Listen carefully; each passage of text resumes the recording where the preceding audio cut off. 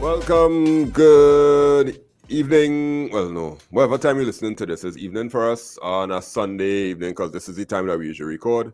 It is the Trini Techcast. My name is Mr. Charles and his name is Mr. Redbit Tech. Redbit Tech, and he has a new angle today for those of y'all who look at the podcast on YouTube or TikTok or whatnot. Finally get the iPhone to work as a webcam. And finally. I mean, it wasn't playing too good with Chrome. I tried Safari, but then the software we used to actually stream Safari, it also supported the StreamYard, I think, all right, Safari, all right, so that'll work good with the camera. So then I'll use Firefox. So you have to go to Firefox, boy. You reach to the OG, what's called that? It was the OG alternative to Internet Explorer. Yeah. Like so Firefox, Right, so Firefox get to work, and I find it kind of cool when you move that the camera follow you. Yeah, that's cool. That's the ultra wide lens. It's on the lens. I think they call it center stage. That's the official Apple name for it. That is the shiny marketing name that they will say on stage. Yes, correct. Center stage, and instead of calling it focus, autofocus. That's center stage. Something so. Yeah. All right, cool. So we have three local news, three sets of local news. We have to kind of whittle down the news a little bit this week because we didn't record last week, and so much things happened within 2 weeks that happened locally. We had to whittle down the news. So let me just let you know some of the things that we couldn't talk about. We couldn't talk about Meta finally charging for subscriptions because ads going to die just now. We couldn't talk about TikTok being threatened to be closed off by, locked off by the US. All those things we'll probably talk about next week if no other news came in. What we're going to talk about is the National Electronic ID, which was mentioned in a clip for Trinidad and Tobago.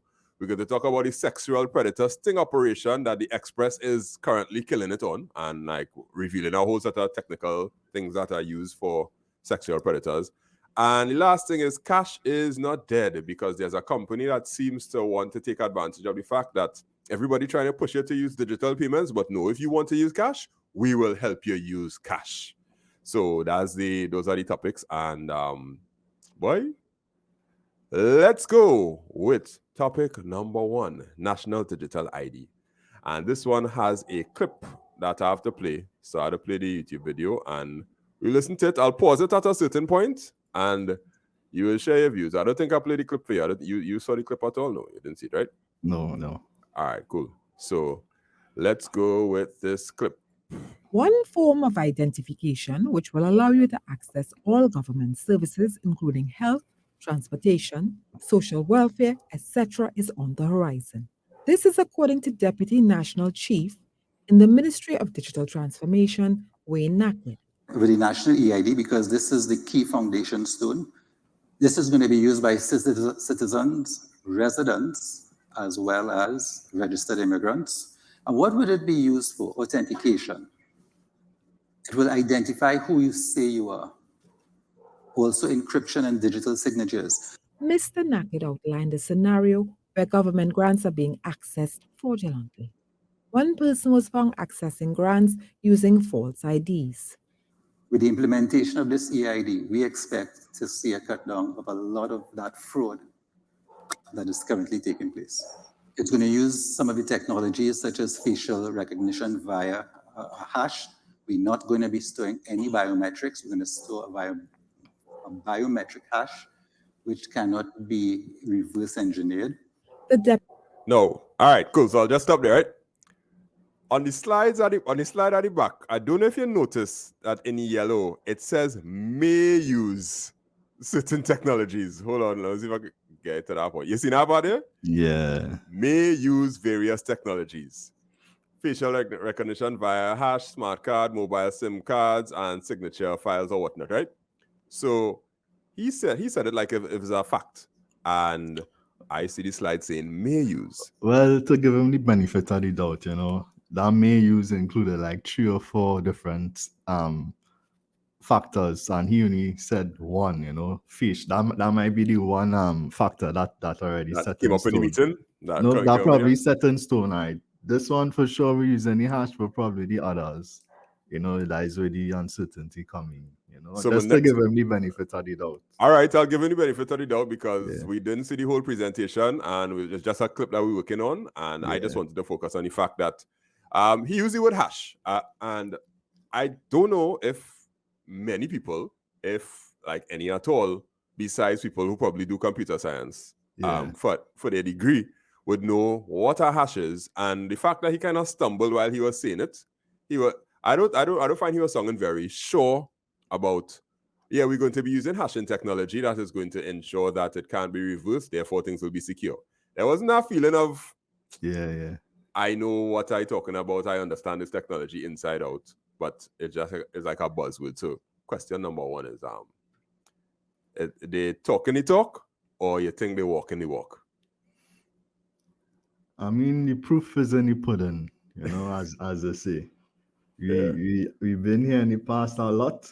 We've been here, past 2, 3, 4, 5, 6, 7, 8 years. People, the government or whoever promised certain things, they present a good, they talk the talk, but the thing is, if they could actually back it up in terms of a proper implementation and actually have, fruitful benefits that will actually come out of it, because I mean, it's all well and good saying, digital IDs, authentication, verify who you say you are, but the other flip side of it is actually the actual implementation and seeing the actual benefits of something like this. For all the work you put in, actually going on. No, all right. I think that okay, this is the first time I've seen a presentation that seems to actually flesh out the whole thing. Now, I went to the website to see if I could find the presentation, but it wasn't there. So probably I had to be at the Hyatt to see it, right? Yeah. But how facial recognition via hash is going to be used for a digital ID? Like, okay, everybody will have an ID card, right? Correct. Yeah. And the ID card will have a QR code or some kind of thing like that, right? Probably. Where the facial recognition via hash going to come in? How is that going to be implemented? Like, I guess maybe when you go to sign up with or whatever in whatever government office, they might take a face scan store it somewhere, hash it as they say, and that information might be stored somewhere associated with you. So then that means when you go to a particular government organization, they need to have cameras there that will scan your face and check back to the database and say, okay, your ID card that you have provided to me matches your actual face that matches the information we have on the server. Something. So I mean, now that's where I'm going to have major concerns, because that's real equipment to maintain. Yeah, and that's kind of assuming that we have everyone's record digitally stored, or we have, as you say, the infrastructure to store everyone's record digitally and accurately. Because, for me, my biggest gripe, and I'm sure yours and many people out there, in dealing with government services or government offices, is the amount of time you have to spend to go to access the service. Sometimes you go and you lose your whole day. Yeah. So now when I say, okay, you started off by saying give any benefit of the doubt. I'm going to give them the benefit of the doubt that whoever is doing the technology, they know how to do cloud services, they know how to store things in a database, they know how to do the hashing, they know how to do the queries, they know how to do the lookups and all that kind of stuff. All that is good. That server could be hosted in Miami on AWS, it could be hosted on Google Cloud, Azure, or whatever cloud service they want to use, no problem. That will work.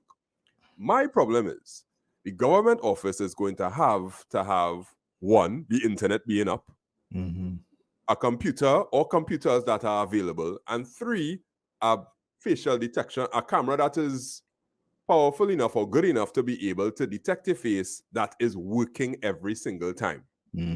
When I go to pay my taxes or whatever it is I have to pay, and they ask me for my ID, I give them the ID, and then 1 or 2 things can happen. They'll scan the ID with our QR code reader, it'll go beep. That's one factor. They'll be like, okay, they have the card. The second factor now is your face now has to be put into the camera to prove that this ID card that you just sent matches the face that has it. I don't think that camera will be working. I honestly, they will be like, yeah, camera down today, boy. Because that Yeah, won't or- be down.